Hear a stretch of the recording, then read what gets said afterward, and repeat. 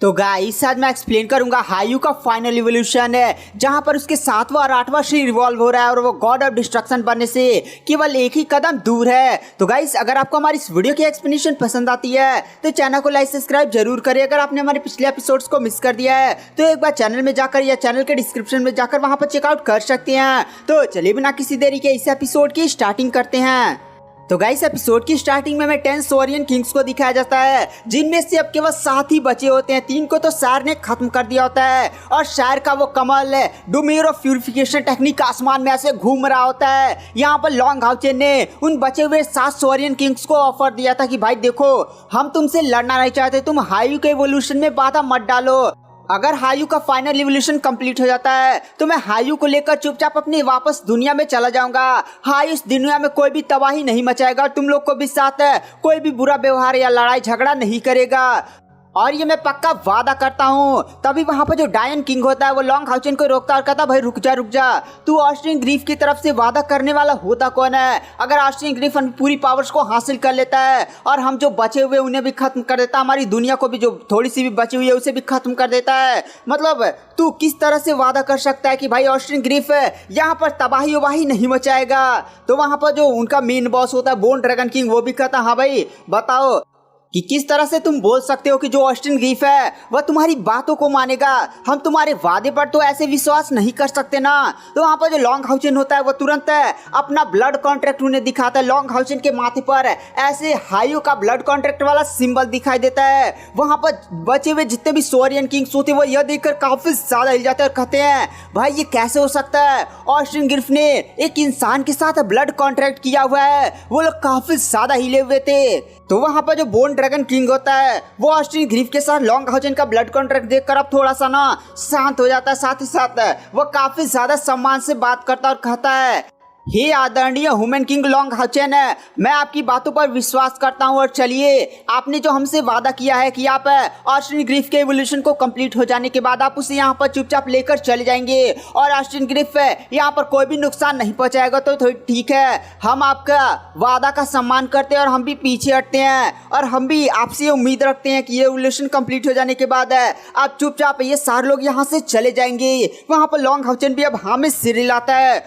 तो वहां पर जो बोन ड्रैगन किंग होता है वो फिर से एक बार हमारी हायू की तरफ देखता है जिसका इवोल्यूशन हो रहा था और उसकी आंखों में अभी भी डर होता है। और फिर वह अपने सभी बंदों जितने भी 7 सोरियन किंग्स बचे हुए थे और जितनी भी ज़ॉम्बी अनडेड आर्मी थी वह उन सभी को पीछे लेकर हट जाता है और वहां से चला जाता है। यहाँ पर जो लॉन्ग हाउचेन होता है वो भी अपने shield divine throne of eternity and creation को फिर से वापस रख लेता है। और इसी के साथ लॉन्ग हाउचेन को काफी ज्यादा कमजोरी महसूस होती है, क्योंकि यहाँ पर लॉन्ग हाउचेन ने shield divine throne of eternity and creation की पावर्स का काफी ज्यादा भारी मात्रा में यूज किया था। लॉन्ग हाउचेन की स्पिरिचुअल एनर्जी अभी लमसम 4 लाख के पास है। तो यहाँ पर लॉन्ग हाउचेन अभी भी इतना ज्यादा स्ट्रांग नहीं हुआ है कि वह शील्ड डिवाइन थ्रोन का इतना ज्यादा भयानक पावर यूज करे। बोन ड्रैगन किंग है, साथ ही साथ उसका जो ड्रैगन है वो लोग जब जुड़े थे तो उनकी पावर 9 लाख स्पिरिचुअल एनर्जी तक पहुंच गई थी। लॉन्ग हाउचेन इतना ज्यादा भयानक फाइट कर रहा था तो समझो थकान तो नहीं थी। लॉन्ग हाउचेन के टीम मेंबर्स आकर सपोर्ट करते हैं और इसी के साथ हमें शायर को दिखाया जाता है। शायर ने बहुत सारी ज़ॉम्बीज की सोल को एब्जॉर्व किया था और डेथ एनर्जी को भी एब्जॉर्व कर उन सभी एनर्जी को जितना हो सके उतना एब्जॉर्व कर पाई थी और बाकी को टावर ऑफ इटर्निटी में सेंड कर दी थी। तो शायर भी अब आराम से कल्टिवेशन की मुद्रा में बैठ जाती है और वो सारी एनर्जी को अपनी बॉडी में एब्जॉर्व करने लगती है। इसी के साथ शायर की कल्टिवेशन पावर काफी ज्यादा तेजी के साथ इंक्रीज होने लगती है और फिर हमें लॉन्ग हाउचेन को दिखाया जाता है। अब ये सारे लोग हायू के इवोल्यूशन को देख रहे होते हैं और फिर हमें यहाँ सीन शिफ्ट कर दिया जाता है और हमें प्रीस्ट टेंपल के आसपास से एक जंगल का सीन दिखाया जाता है जहां पर एक ड्रैगन काफी ज्यादा भयानक फाइट कर रहा होता है और उस ड्रैगन से आकर एक अटैक काफी ज्यादा पावरफुल तरीके से टकराता है, जिसकी वजह से वो ड्रैगन धड़ाम से नीचे गिरता है। वो जो ड्रैगन होता है वो फिर से खड़ा होता है और आसमान में उस बंदी की तरफ गुस्से में देखता है और गाइस हमें दिखाया जाता है ये होता है डेमन गॉड एम्परर फेंगशू। और इसी के साथ हमें इस ड्रैगन के बारे में पता चलता है जो एक एल्फ ड्रैगन है और इस पूरे रियलम का सबसे ज्यादा स्ट्रॉन्गेस्ट ड्रैगन भी आप बोल सकते हैं। इसकी स्पिरिचुअल पावर 9,80,000 है। भाई समझ रहे हैं, गॉड का जो रैंक होता है इस रियलम के हिसाब से वो 10 लाख स्पिरिचुअल एनर्जी होती है और इस ड्रैगन की जो पावर है वो 9,80,000 तक पहुंच चुकी है। यहाँ पर हमें पहली बार डेमन गॉड एम्परर और इस ड्रैगन के बीच में काफी ज्यादा इकोनिक लेवल की बैटल दिखाई जाती है। मतलब आपने पहले देखा होगा डेमन गॉड एम्परर एक काफी ज्यादा कूल सी एंट्री मारता था और एक दो अटैक में सभी को ऐसी की तैसी कर देता था। बट यहाँ पर दोनों के बीच में थोड़ी अच्छी खासी बैटल चली होती है, लेकिन यहाँ पर डेमन गॉड एम्परर फेंग शू इस एल्फ ड्रैगन पर भारी पड़ा होता है और वह ड्रैगन पर ही काफी ज्यादा पावरफुल अटैक कर सीधे उसे पीछे ढकेल देता है। धाम से जाकर वो ड्रैगन भी गिरता है। ड्रैगन गाइस काफी ज्यादा पावरफुल, काफी ज्यादा बड़ा होता है। यहाँ पर हमें गाइस पता चलता है कि डेमन गॉड एम्परर फेंग शू प्रीस्ट टेंपल के इस जंगल में इतना ज्यादा सुनसान बैटल लड़ा है ना कि यहाँ पर किसी को भी आइडिया ही नहीं है। यहाँ तक कि second demon god emperor, third demon god है, इन सभी को ऐसा लगता है कि जो demon god emperor Feng Shu है वो एकांतवास में कल्टीवेशन कर रहा है, लेकिन ऐसा नहीं है। डेमन गॉड एम्परर फेंग शू इस ड्रैगन के साथ फाइट कर रहा है। आपको याद होगा अब बाउ के साथ मिलकर आया था डेमन गॉड एम्परर, तो उसने बोला था कि जाओ सभी को इन्फॉर्म कर दो कि मैं एकांतवास में जा रहा हूँ और इस एकांतवास में मुझे मेरी कल्टीवेशन को थोड़ा सा भी डिस्टर्ब कोई ना करे। और उसने बाउ को लॉन्ग घाचन वाला मामला और पूरे डेमन गॉड एम्परर पैलेस का जिम्मेदारी सौंप दिया होता है कि भाई जो संभालना है संभालो। और इसी के साथ हमें उस फाइट को दिखाया जाता है जो डेमन गॉड एम्परर उस एल्फ ड्रैगन के साथ लड़ा होता है। वो एल्फ ड्रैगन जो जमीन पर गिरा होता है वो फिर से अपने पंखों को लहराता हुआ आसमान में उड़ता है और डेमन गॉड एम्परर की तरफ देख कर कहता है कि डेमन गॉड एम्परर, मैं जानता हूँ तुम काफी ज्यादा स्ट्रॉन्ग हो और मैं तुम्हें नहीं हरा सकता, बट मैं भी कोई आसान शिकार नहीं हूँ। मेरी भी स्पिरिचुअल एनर्जी 9,80,000 के पास है, यानी मैं भी तुम्हें काफी ज्यादा अच्छी खासी टक्कर दूंगा। यहाँ पर तुम मुझे मार नहीं सकते और मैं जितना अंदाजा लगा सकता हूँ तुम यहाँ पर चुपके से आए हो। यहाँ पर तुम नहीं चाहते कि किसी को भी तुम्हारे इस एक्शन के बारे में आइडिया लगे। अगर तुम यहाँ पर अपने डीमन गॉड पिलर के साथ आए हुए होते तो यहाँ पर सबको आइडिया लग जाता कि भाई डेमन गॉड एम्परर आया पिलर, उसका जानते कितना ज्यादा भयानक आसमान में पार्ट छोड़ता है और ये इलाका प्रीस्ट टेंपल के पास था, तो मतलब इंसानों को भी आइडिया लग जाता कि भाई हाँ यहाँ पर समझे डेमन गॉड एम्परर एकदम सीक्रेटली आया है। तो वहां पर जो वो ड्रैगन होता है वह कहता है कि अगर तुम्हें ड्रीम शाइन के अंदर एंटर करना है तो तुम्हें मेरी लाश से होकर गुजरना पड़ेगा और मुझे नहीं लगता कि तुम मुझे मार सकते हो। मैं अभी तुम्हें काफी ज्यादा कड़ी टक्कर दूंगा। और इसी के साथ वो ड्रैगन अपनी भयानक पावर को अनलिश करता है। वहां पर जो डेमन गॉड एम्परर होता है वह कहता है, अच्छा ये बात है, मुझे तुम्हारी लाश के ऊपर से ड्रीम साइन के अंदर एंटर करने का मौका मिलेगा, तो ठीक है चलो यही करते हैं। तुम्हें क्या लगता है कि मैं डेमन गॉड पिलर के साथ नहीं आया हूँ तो मैं तुम्हें नहीं हरा सकता?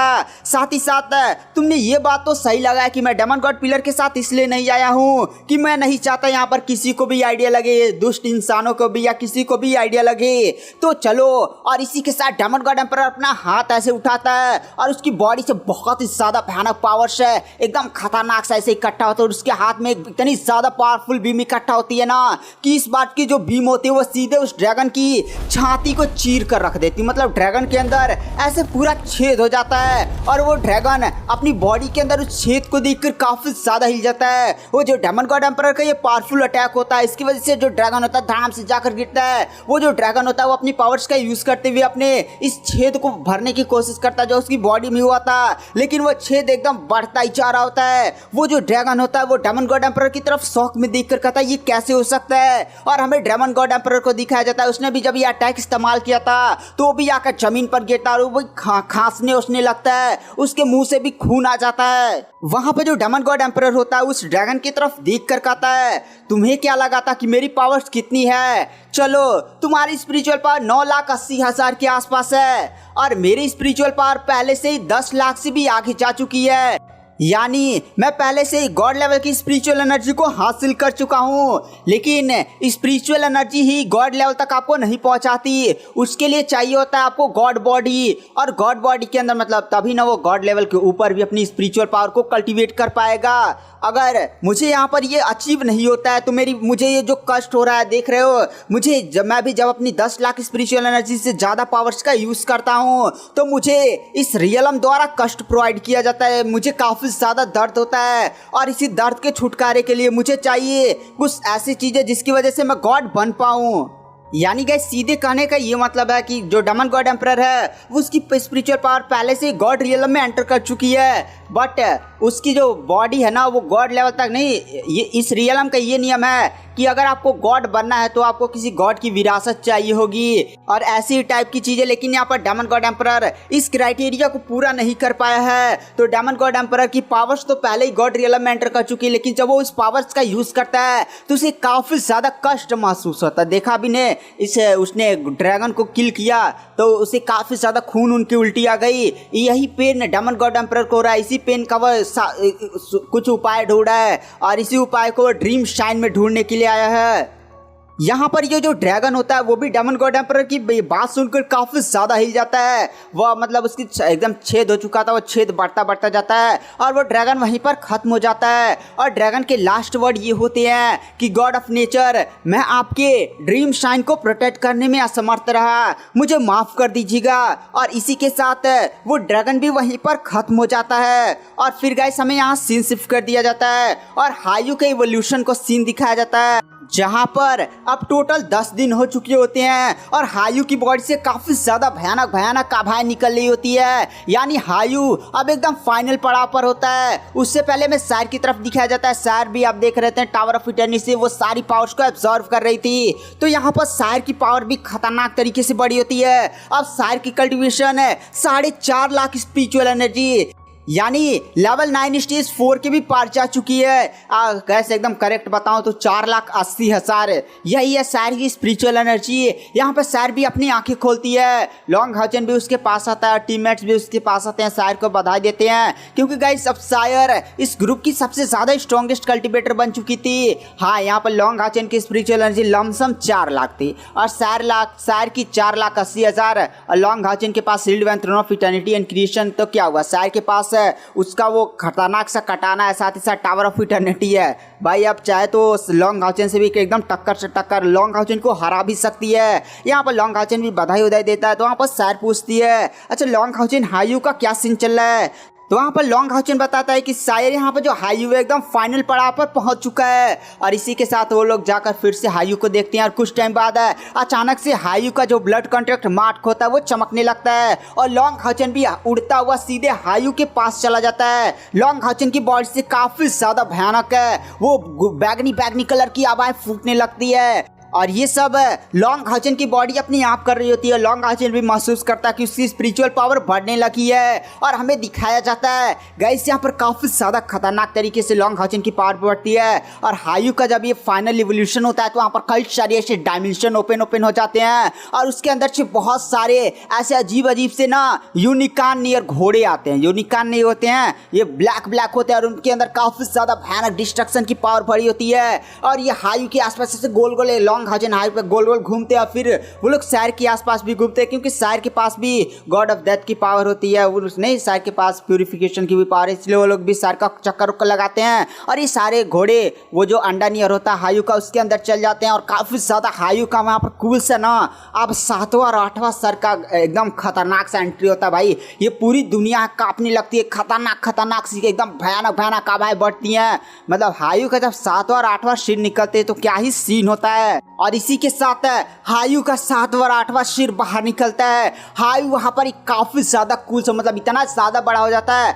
आपने हायू को देखा होगा 6वें सिर तक वो जितना बड़ा था ना उसे 100 मीटर ज्यादा बड़ा हो जाता है और भयानक आवाज़ फूट पड़ती है। और हायू की पावर्स इतनी ज्यादा खतरनाक तरीके से बढ़ती है और क्या ही प्रेशर होता है। हायू की स्पिरिचुअल पावर 7 लाख हो जाती है, मतलब 7 लाख से भी ज्यादा है। यहाँ पर नहीं, अभी जो बोर्न ड्रैगन किंग आया था वो ऐसा हायू की पावर्स को देखकर लग रहा था कि भाई अब हायू के सामने वो सारे आ जाना तो एक झटके में उनकी बॉडी के चिथड़े उड़ा सकता है। और इसी के साथ हायू काफी ज्यादा बड़ा धाड़ मारता है, लॉन्ग हाउचन की तरफ देखता है। लॉन्ग हाउचन की भी पावर काफी ज्यादा तेजी के साथ इंक्रीज होने लगती है। यहाँ पर लॉन्ग हाउचन की स्पिरिचुअल पावर 5,90,000 हो जाती है। यानी उसकी हार्ट ऑफ इटर्निटी भी खतरनाक से जब अपनी पावर को अनलिस्ट करेगा नहीं तो 1 लाख एक्स्ट्रा लॉन्ग हाउचन को मिल जाता है। तो समझिए 6,90,000 स्पिरिचुअल पावर हो चुकी है। और हायू की पावर ऐसा लग रहा था ना कि भाई 7 लाख तक नहीं रुकेगी, वह धीरे धीरे बढ़ भी रही होती है। इस बात को कोई नोटिस नहीं करता। यहाँ पर लॉन्ग हाउचन की टीम मेंबर्स भी हायू की पावर को देखकर एकदम हिल जाते हैं कि भाई एक बीस्ट है जिसकी स्पिरिचुअल पावर 7 लाख के पार है। आप समझ रहे हैं कितनी ज्यादा भयानक बात है। जो इंसानियत का इस समय सबसे ज्यादा पावरफुल कल्टीवेटर है मास्टर यांग हायू, उनकी भी स्पिरिचुअल पावर 5,80,000 के आसपास है और यहाँ पर हायू की केवल 7 लाख पार हो चुकी है। लॉन्ग हाउचन की लमसम 7 लाख आप बोल सकते हैं, उसकी hot of eternity 1 lakh extra उसको पावर प्रोवाइड कर देती है। और शायर की तो वैसे ही मास्टर यांग हायू से लमसम है, मतलब शायर की क्या ही बात किया जाए, उसको अपना कटाना उठाना उठाकर मारेगी तो मतलब आप यहाँ पर सीधे बोल सकते हैं लॉन्ग हाउचन है ह्यूमैनिटी का सबसे ज्यादा स्ट्रॉन्गेस्ट कल्टीवेटर बन चुका है। अब यहाँ पर लॉन्ग हाउचन को भी ऐसा एहसास होता है कि वह अब डायमंड गॉड एम्परर के साथ फाइट कर सकता है। हाँ गाइस, अब यहाँ पर डायमंड गॉड एम्परर की फाइट से जल्दी होगी, मतलब 5-6 एपिसोड के बाद एकदम धड़ा धड़ा एकदम फाइट होना शुरू हो जाएगी। तो चलिए आज की वीडियो की एक्सप्लेनेशन को यहाँ पर एंड कर देते हैं। वीडियो पसंद आई हो तो चैनल को लाइक सब्सक्राइब जरूर करें। मैं नेक्स्ट एपिसोड जल्दी अपने चैनल पर अपलोड कर दूंगा। तो थैंक यू, बाय बाय।